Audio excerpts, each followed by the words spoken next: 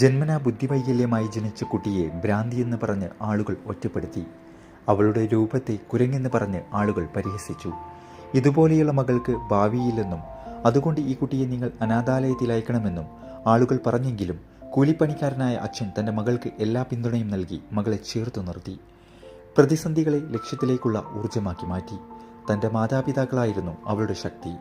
പൂർണ്ണ ശാരീരിക ക്ഷമതയുള്ള കുട്ടികളെ പോലും പരാജയപ്പെടുത്തുന്ന അവളുടെ ഓട്ടത്തിലുള്ള കഴിവ് ശ്രദ്ധയിൽപ്പെട്ട കോച്ച് എൻ നരേഷ് മികച്ച പരിശീലനം നൽകി ലക്ഷ്യത്തിലേക്ക് വഴിയൊരുക്കി.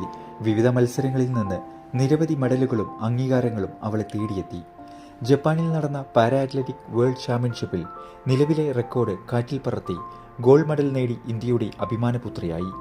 ഏതൊരു ഇന്ത്യക്കാരൻ്റെയും ഹൃദയത്തിൽ മറക്കാനാവാത്ത ആ പെണ്ണിൻ്റെ പേര് ദീപ്തി ജീവാഞ്ചി. ഒടുവിൽ അർജുന അവാർഡ് അവളെ തേടിയെത്തി. ഈ വീഡിയോ ഇഷ്ടപ്പെട്ടാൽ ലൈക്ക് ചെയ്യാനും കൂടെ കൂടാനും മറക്കണ്ട.